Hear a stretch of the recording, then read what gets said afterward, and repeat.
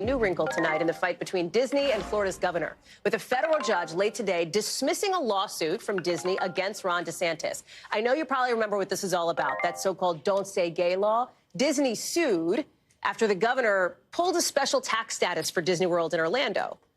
They called it an act of retaliation after Disney went against that controversial law back in 22. Today, you've got the judge now throwing the whole thing out, saying that Disney's claims fail on the merits. That's legal speak. We'll unpack that in a second. Saying they don't have any standing to sue DeSantis and his co-defendants. Sam Brock is live for us now in Florida, in Miami. So what's the why from the judge here? What does it mean that the judge says that Disney failed to make a case on the merits?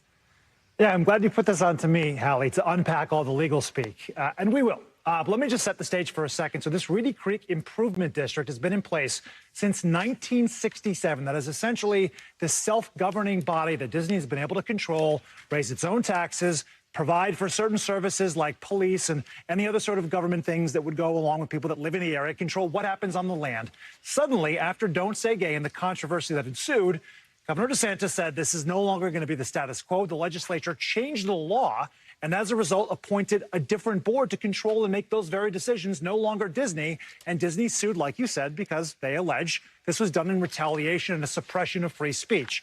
The judge today in federal court dismissed it on two grounds, standing and merit. Let's start with standing. DeSantis had appointed this board, the Central Florida Tourism Oversight Board, and we're going to pull up right now the language from that lawsuit.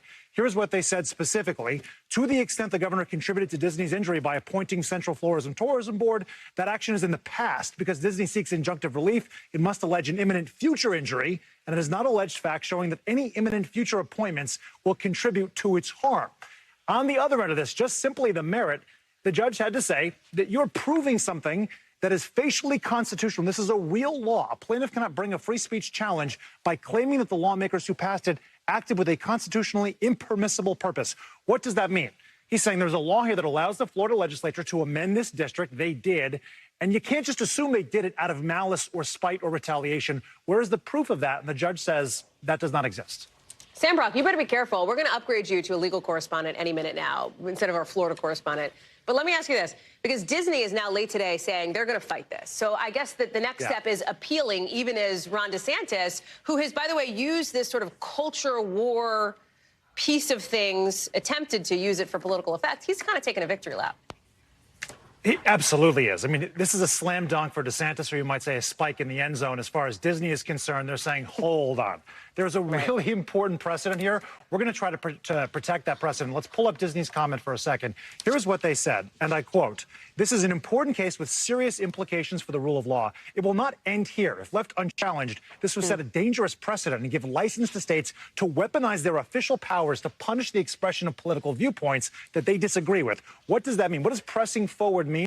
Perhaps they try to file another lawsuit, Hallie, under different grounds. Maybe they try to get a reconsideration of this dismissal. DeSantis fights back right after that. He says the federal court's decision made it clear that Governor DeSantis was correct. Disney is still just one of many corporations in the state. They do not have a right to their own special government. So as it stands right now, the federal court has dismissed this. There is a state case, Hallie, that is still going on, but that state case is actually DeSantis against Disney, not the other way around. So right now it looks like victory DeSantis.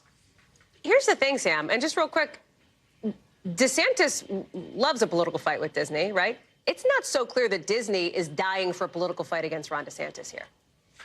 And even if DeSantis loved a political fight with Disney, that culture war platform you were describing, it did not get him the Republican nomination, right? So this was a huge sort of feather in his hat. And here we are. He didn't get the nomination, and Disney is still dealing with the fallout of whatever happened legislatively and from Governor DeSantis' office to try to get back at them, allegedly. 2024, 2028, time is a flat circle. Sam Brock, thank you so much. Appreciate it. Thanks for watching. Stay updated about breaking news and top stories on the NBC News app or follow us on social media.